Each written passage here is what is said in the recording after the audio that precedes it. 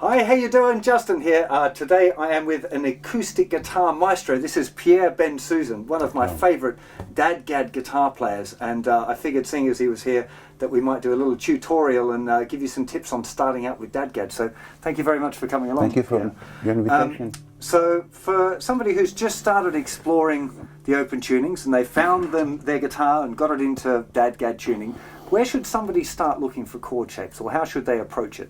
Well, there is one easier way to look for chord shape, is to, if you know that a chord is a triad of the first, third and fifth degrees, you can already look for all the first, third and 5 degrees, whatever the tuning you play. In DADGAD, if you are...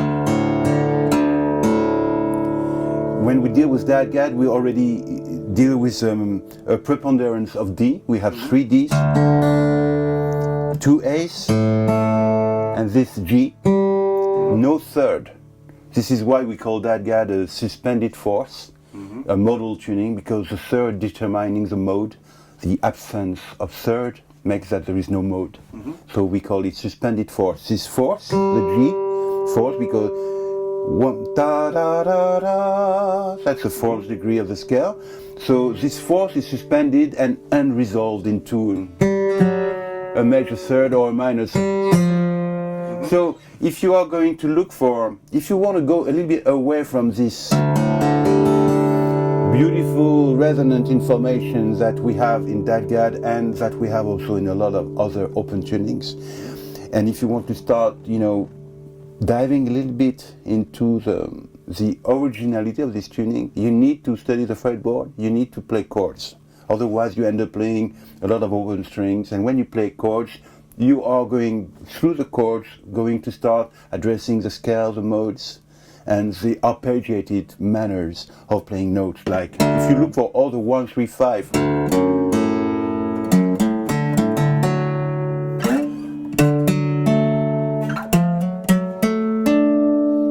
already just that is, you are going already away from DADGAD, from the obvious DADGAD. If you want to stay in the obvious DADGAD, then you play, you know, like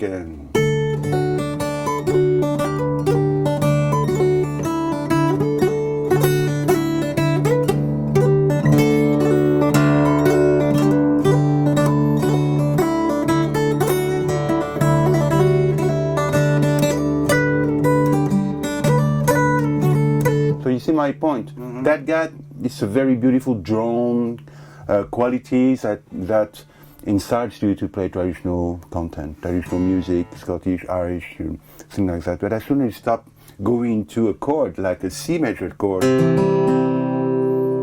DADGAD becomes behind. You don't hear DADGAD, you hear guitar.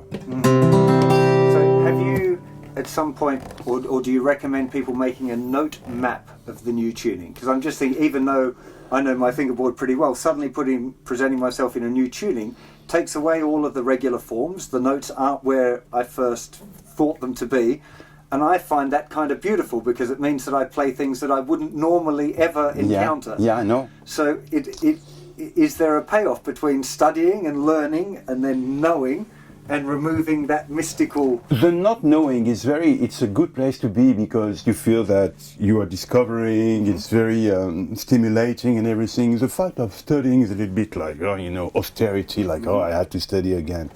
But it depends what you want to do, really. If you want to have a different tonic thing, you know, you play an open tuning and it's talking to you a different way than what you are used to, it's fine.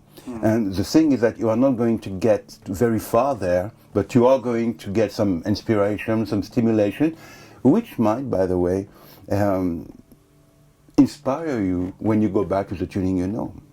It might help you or inspire you to approach the things you do differently because of your experience with the other thing. And vice versa. If you play in a standard tuning, you're already quite flexible, fluent with your positions. When you are going to approach a different tuning, including DADGAD, you are going to try to look for what you know, and you are going to try to reestablish what you know by just changing the thing, and all of a sudden you will realize that in order to play A, you have to stretch like this. Whoa. Before you didn't have to. That's the A major, yeah. But you cannot...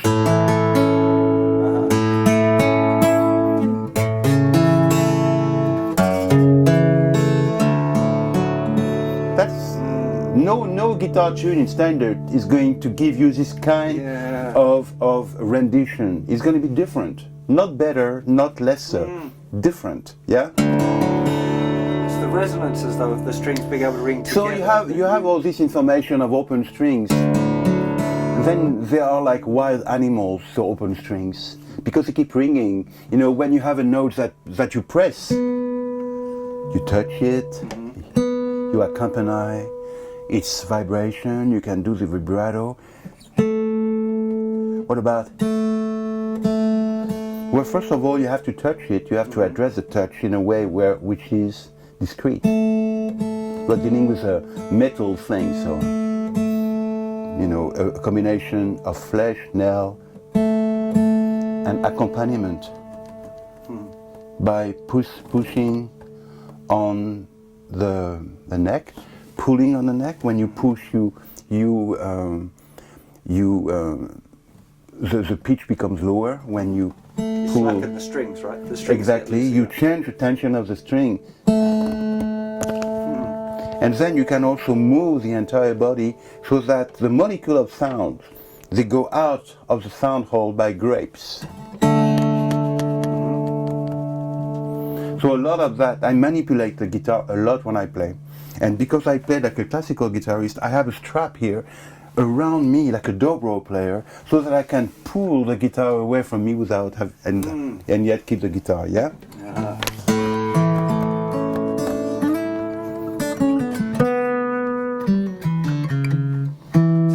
I do the neck pushing and pulling a lot on a Telecaster, but not on an acoustic. That's the same principle.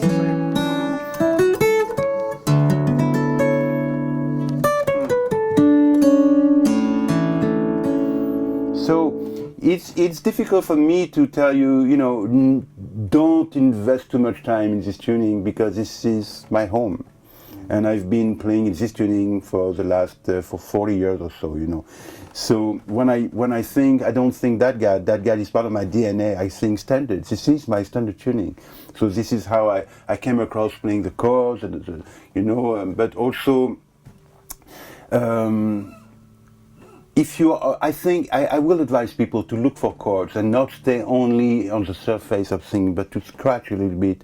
As soon as you look for chords, you are at least able to accompany yourself. You can sing, you can accompany yourself. You can go into those beautiful, you know, resonances.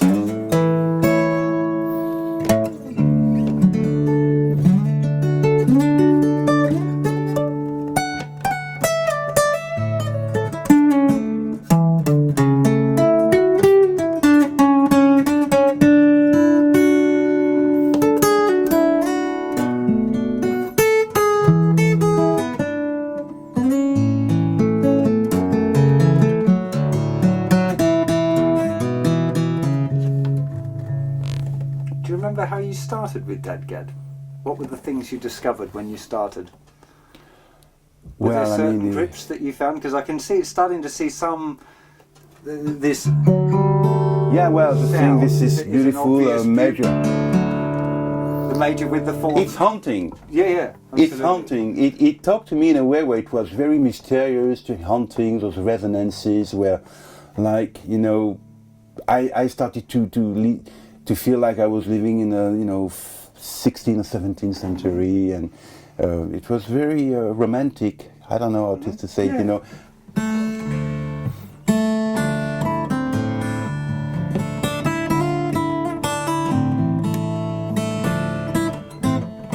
Really sounds medieval, doesn't it?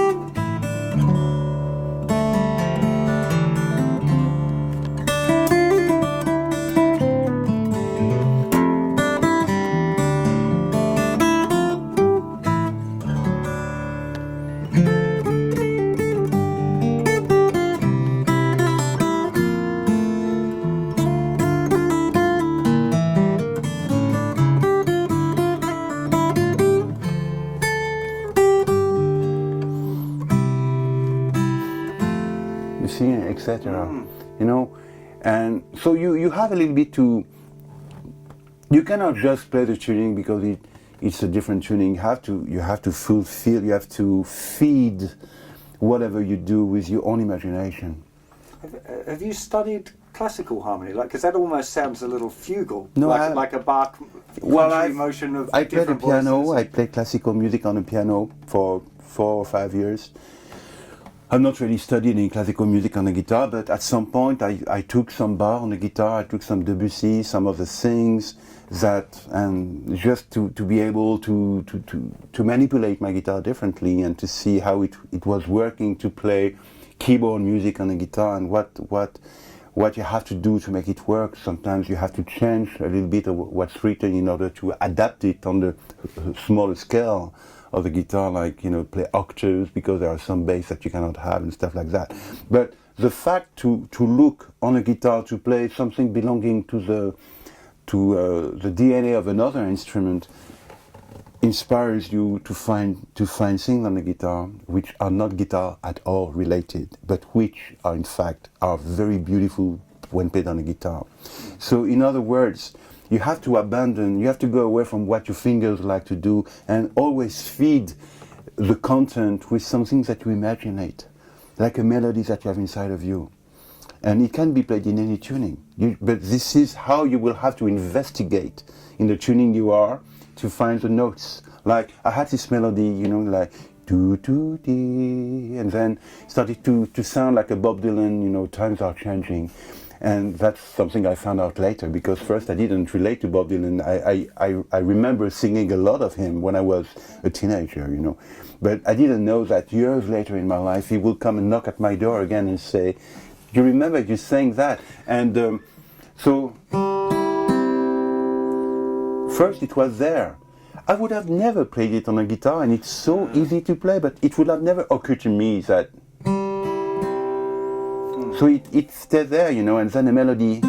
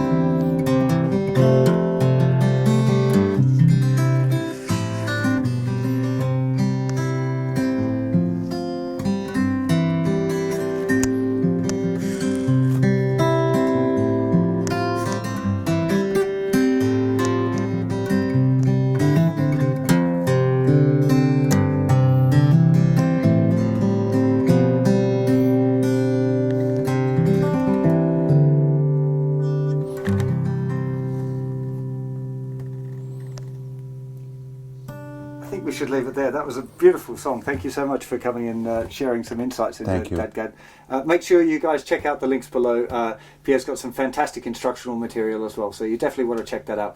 And we'll see you for plenty more very soon. Thank you.